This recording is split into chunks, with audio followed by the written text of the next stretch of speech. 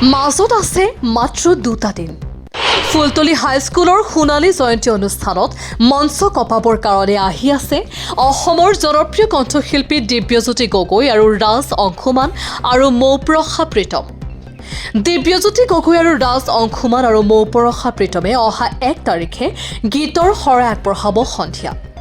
অহা 31 আৰু 1 তাৰিখে ফুলতলী হাইস্কুলৰ সোণালী জয়ন্তী অনুষ্ঠানত অনুষ্ঠিত হ'বলৈ গৈ আছে। আমাৰ হাতত মন্তব্য আছে, আমি শুনাই আছো আপোনালোকক। ইতিমধ্যেই গম পাইছে ফুলতলী হাইস্কুলৰ সোণালী জয়ন্তী বৰ্ষ এই বছৰ উদযাপন কৰা হ'ব আৰু লগতে থাকিব প্ৰাক্তন ছাত্ৰ ছাত্ৰী সমাৰোহ। আৰু এই অনুষ্ঠানটো অনুষ্ঠিত হ'ব ফুলতলী হাইস্কুলৰ খেলপথাৰত দুদিনীয়া কাৰ্যসূচীৰে।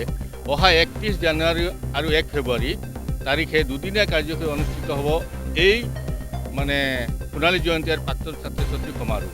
প্ৰথম দিনাৰ কাৰ্যসূচী হৈছে ৰাতিপুৱা 9 বজাৰ পৰা বিদ্যালয়ৰ পতাকা আৰু সোণালী জয়ন্তীৰ 50খন পতাকা উত্তোলন হ'ব।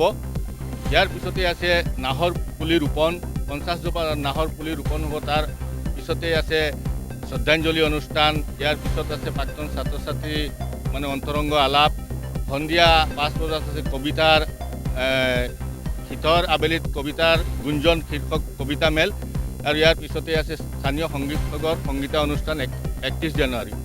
আৰু 1 ফেব্ৰুৱাৰী তাৰিখে ৰাতিপুৱা 8 বজাত আছে বিদ্যালয় চাফাইৰ পিছতে আছে কুইজ প্ৰতিযোগিতা। ইয়াৰ পিছতে আছে অঞ্চলৰ বিভিন্ন বিদ্যালয়ৰ শিক্ষাগুৰুসকল আৰু বৰেণ্য ব্যক্তিসকলক, যিসকল ব্যক্তিয়ে এই বিদ্যালয়খন অনুষ্ঠিত কৰা বিশেষ ভূমিকা পালন কৰিছে সেইসকলক মৰণোত্তৰ বাবে আৰু লগতে যিসকল জীৱিত আছে তেওঁলোকক সম্বৰ্ধনা জনোৱা হ'ব। আৰু তাৰ পিছতেই মুকলি সভা অনুষ্ঠিত হ'ব 2 বজাৰ লগে লগে। আৰু ইয়াৰ পিছত অনুষ্ঠিত হ'ব আমাৰ সাংস্কৃতিক সন্ধিয়া। সাংস্কৃতিক সন্ধিয়াত সংগীত পৰিৱেশন কৰিব আমন্ত্ৰিত শিল্পী দিব্যজ্যোতি গগৈ গুৱাহাটী, ৰাজ অংশুমান আৰু মৌপ্ৰসা প্ৰীতমে।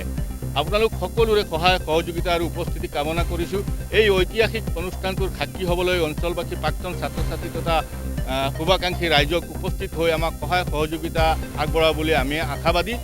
আজি আমি বিশেষভাৱে এই কথাটো উল্লেখ কৰিব বিচাৰিছোঁ দ্বিতীয়বাৰ যে আমাৰ কাৰ্যসূচী অকণমান সাল সলনি হৈছে।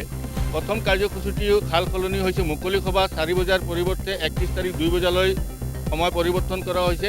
আৰু ইয়াৰ পিছতেই 31 তাৰিখে আছিল বৰেণ্য ব্যক্তি আৰু অঞ্চলৰ বিভিন্ন শিক্ষকসমূহ সম্বৰ্ধনা। এই অনুষ্ঠানটো আমি 1 ফেব্ৰুৱাৰীলৈ পৰিৱৰ্তন কৰিছোঁ, 1 ফেব্ৰুৱাৰী 12 বজাত।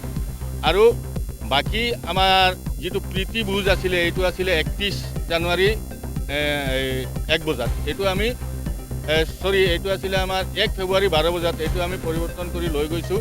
মুকলি সভাৰ অন্তত প্ৰীতিভোজ হ'ব আৰু সকলোকে এই প্ৰীতিভোজত আৰু সকলোকে এতিয়াও ৰেজিষ্ট্ৰেশ্যন কৰিবলৈ যিসকল প্ৰাক্তন ছাত্ৰ ছাত্ৰীয়ে ৰেজিষ্ট্ৰেশ্যন কৰা নাই বা প্ৰ-পত্ৰ ফিল-আপ কৰা নাই সকলোকে আহ্বান জনাইছোঁ প্ৰ-পত্ৰ ফিল-আপ কৰিবৰ কাৰণে। আৰু অনুষ্ঠানটোত সকলোৱে আহি সহযোগিতা আৰু এই ঐতিহাসিক অনুষ্ঠানৰ সাক্ষী হ'বলৈ পুনৰবাৰ আঠাইকে অনুৰোধ জনাইছোঁ, নমস্কাৰ জনাইছোঁ। সকলোৰে পৰা